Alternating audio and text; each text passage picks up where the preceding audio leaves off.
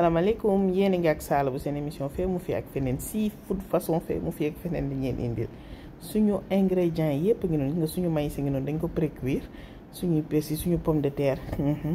baxal nañu ay nen gis nga ko teg de côté lu ñuy def tout simplement mooy ñëw njëkk ci sauce bi benn poêle la ñuy teg sànni ci benn tablette beurre ça va vous sembler beaucoup mais bu leen inquiéter il le faut voilà ma daal di daggati ñaari soble daal di ko cay sànni mënta ñàkk benn gousse d'ail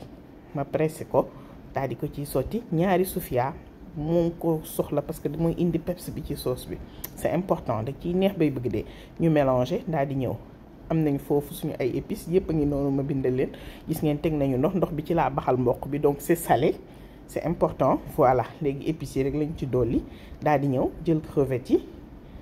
maïs de crabe yi yëpp daal di ciy tëmbal gis ngeen suñu crabe a ngi noonu da ngeen koy toj bala ngeen koy togg comme ça maccaat bi day yomb voilà gis ngeen ko suñu ay calmar a ngi noonu dañ ko quadriller soo ko ci def comme ça après dafay rafet décoration bu nice lañ ciy am ñu ñëwaat ci suñu sauce daal di koy xool jël suñu persil dolli ko ci duñu ca yem de ñu sotti ci même épices yi ñu utiliser pour baxal crevettes yi moom la ñu def ci sauce bi mais biñ ko ci sottee ça sent super bon sauce bii ma daal ciy def tuuti sucre roux pour indi rondeur ci suñu sauce c'est important tamit bu ko defee ñun daal di yëngal gis ngeen ko noonu bàyyi muy amalgamé voilà bu rëbbëjoo comme ni ngeen ko gisee noonu lu may def mooy def ci tuuti ndox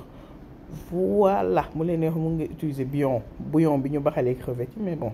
ndox bi tamit ça va ñu daal di xool suñu ay fruits de mer ñor ñu daal di koy seppi ñoom moom yomb nañoo ñor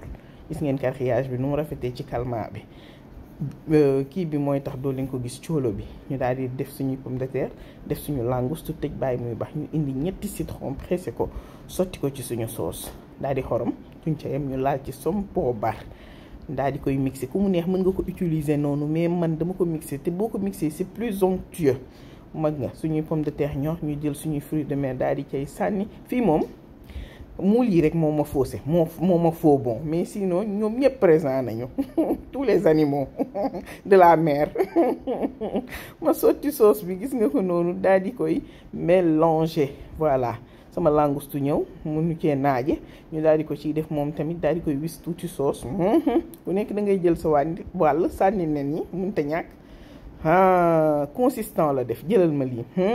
trop bon mes amours sauce bii nga boole ko lakk jën mu dem nga boole ko crevette mu dem mais sauce bi neex gi neex ëpp na mes amours lii bu leen ko hésiter essayer billaay maa leen ko ñaan jëlal ñu cëpp ko ca mënta ñàkk bu ko defee xam ngeen ni ñamal leen moom xaj na sama digganteeg yéen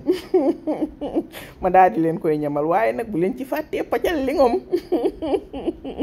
voilà lii lañ leen indiloon tey j'espère que li ñu indil neex na leen bu leen fàttee abonner aimer partager merci à Ngati Mbengue et à Mounas merci d'avoir suivi à la prochaine bye bye